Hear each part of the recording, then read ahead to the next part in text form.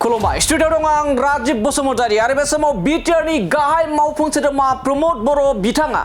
हाग्रामा महिलारि आरो जिएसपि दोलोनि गाहाय नब कुमार सरिनिया बिथांमोनखौ वेलकाम खालामदों आरो वेलकाम खालामनायजों लोगोसे माखासे माने बाथ्रा बुंदों बिटिआरनि गाहाय मावफुं सोद्रोमा प्रमद बर' बिथाङा जिएसपि आरो बिपिएफ दोलोनि सायाव आरो बिथाङा अजद दैखांदों दि बिपिएफ आरो जिएसपि दोलो मोन्नैबो राजखान्थि दोलोआ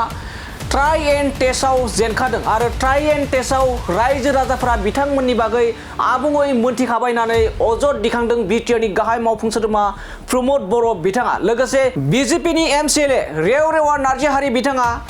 रिजिगनेशन एबा रिजाइन होनायनि सायावबो बाथ्रा बुंदों बे समाव एबा गिबि खेबनि थाखाय खुगा बेखेवदों बिटिआरनि गाहाय मावफुं सोद्रोमा प्रमद बर' बिथाङा रेवरेवा नार्जारी बिथांनि सायाव दानिया फैदो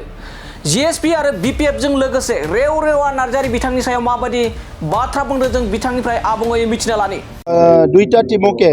हाग्रामा टीम और आमार नबखरनिया डाঙर टीमक शुभेच्छा जनाइছোঁ तेखेतসকলে अलरेडी ट्राई एंड टेस्ट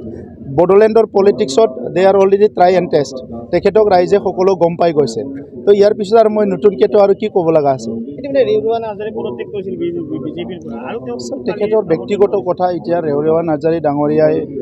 किय रिजाइन करिছে हेतु तेखेतर व्यक्तिगत कथा कारण तेखेतेও नतुन मानु নহয় दीघलिया बड़ो संग्रामत आसिले মাজতে বিপিএফ কৰিছিলে ইয়াৰ পিছত বিজেপিত আহিল আজি তেখেতে পদত্যাগ কৰিছে গতিকে তেখেতৰো কিবা চিন্তাধাৰা থাকিব এতিয়ালৈকে আলোচনা বিলোচনা তেনেকুৱা নাই যদি কিবা থাকে পিছত আপোনালোকক কম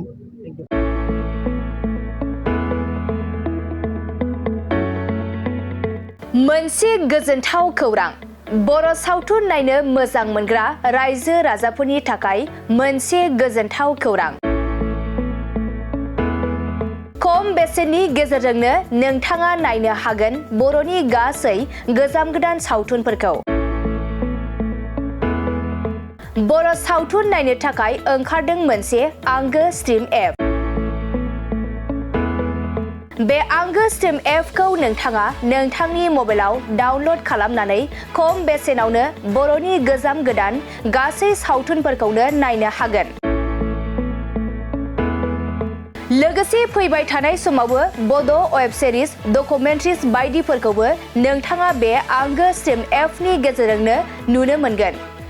बेनि अनगायैबो बर' सावथुननि दिहुनगिरिफोराबो बे आंगो स्ट्रीम एपआव गाव गावनि सावथुनखौ आपल'ड होनो थाखाय खौरां लाहरनो हागोन